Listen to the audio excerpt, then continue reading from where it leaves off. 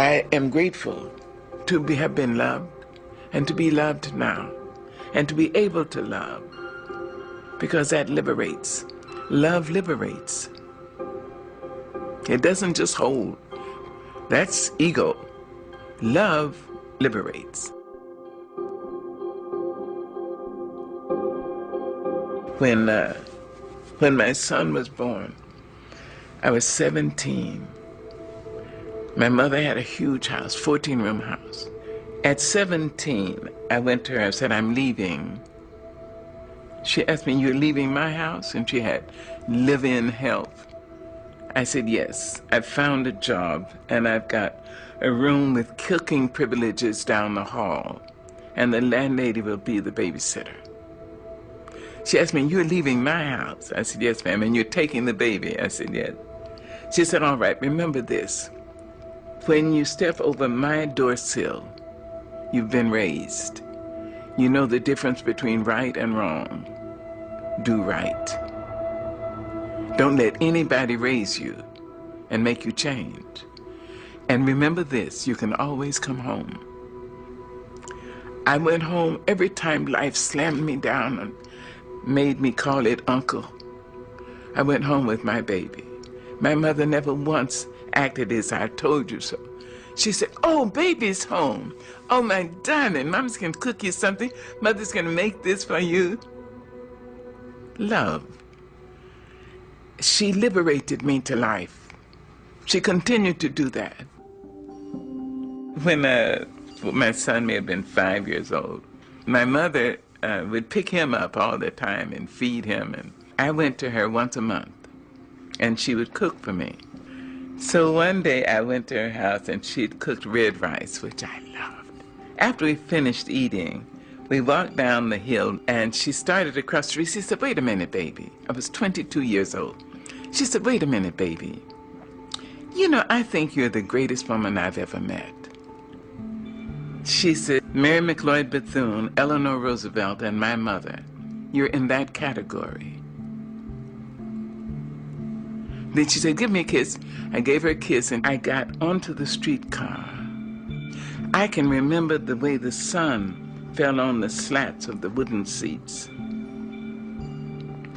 I sat there and I thought about her. I thought, suppose she's right. She's intelligent. And she says she's too mean to lie. So suppose I am going to be somebody. She released me. She freed me to say I may have something in me that would be of value. Maybe not just to me. See? That's love.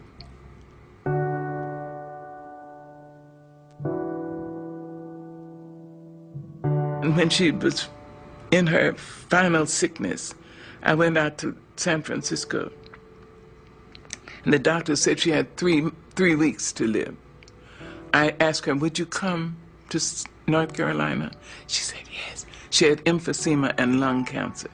I brought her to my home. She lived for 1.5 years. And when she was finally, in extremis, she was on oxygen and fighting cancer for her life. And I remembered her liberating me. And I said, I hope I'll be able to liberate her. She deserved that from me. She deserved a great daughter, and she got one. So in her last days, I said, now, I understand that some people need permission to go. As I understand it, you may have done what God put you here to do. You were a great worker.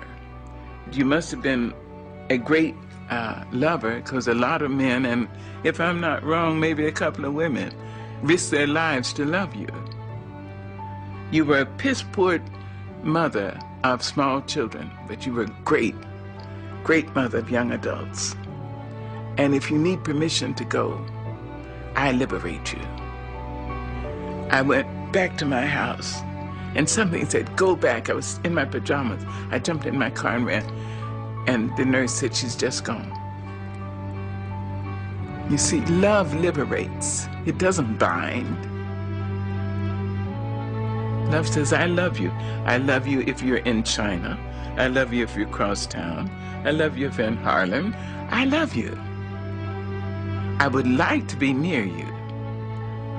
I'd like to have your arms around me. I'd like to hear your voice in my ear.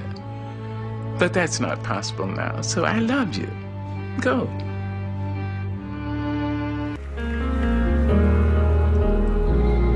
The atmosphere is changing. Nothing stays the same. Heaven is waiting for the mention of the name. The Spirit is moving, burning like a flame, healing the broken by the one we proclaim. Raise it up, feel the sky. Chains will fall, mountains move, we lift him high.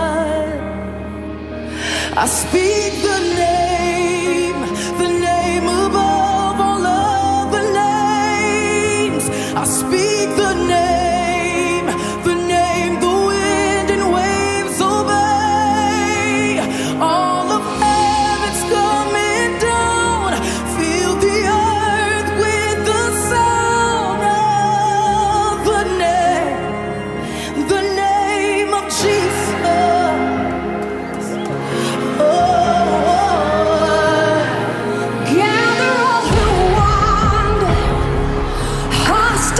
Of shame, miracles unfolding at the mention of the name.